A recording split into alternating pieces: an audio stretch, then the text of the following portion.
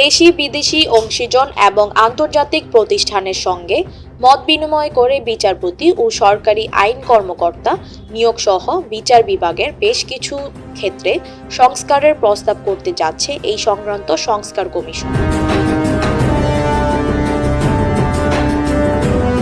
কমিশনের প্রাথমিক প্রতিবেদন থেকে জানা গেছে, প্রধান বিচারপতি সহ উচ্চ আদালতে বিচারপতি নিয়োগ প্রক্রিয়ার পরিবর্তন আনা কোনো রাজনৈতিক প্রভাব ছাড়াই সর্বোচ্চ আদালত এবং জেলা আদালতে সরকারের পক্ষে মামলা পরিচালনার জন্য স্থায়ী অ্যাটর্নি সার্ভিস গঠন এবং ফৌজদারি বিচার ব্যবস্থায় মামলার সুষ্ঠু ও নিরপেক্ষ তদন্ত কার্যক্রম পরিচালনায় স্বাধীন তদন্ত সংস্থা গঠনের সুপারিশ করা হচ্ছে সংস্কার কমিশনের পক্ষ থেকে।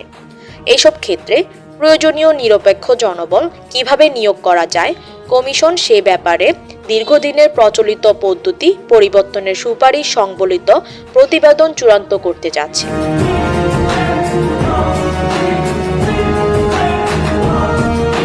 জানুয়ারি মাসের মাঝামাঝি এই চূড়ান্ত প্রতিবেদন দখলে করা হবে বলে কমিশনের সূত্রে জানা গেছে।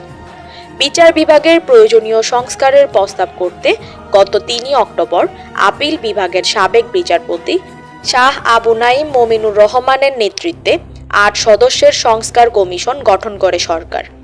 এরপর থেকেই কমিশন সরজমিন বিভিন্ন আদালত পরিদর্শন, মত বিনিময় সহ নানা কার্যক্রম গ্রহণ করেন। গত ১০ ডিসেম্বর পর্যন্ত সাধারণ নাগরিক, আইনজীবী, বিচারক এবং আদালত সম্পর্কিত সহায়ক কর্মচারী সহ মোট ১২,৭২১ জন কমিশনের ওয়েবসাইটে বিচার বিভাগ সংস্কার বিষয়ে তাদের মতামত দেন। উল্লেখযোগ্য সংখ্যক লোক ইমেল এবং চিঠির মাধ্যমেও মতামত পাঠিয়েছেন। এসব মতামত ও সুপারিশ থেকে যাচাই বাছাই করে গ্রহণযোগ্য প্রস্তাবগুলো কমিশনের চূড়ান্ত প্রতিবেদনে অন্তর্ভুক্ত করা হচ্ছে।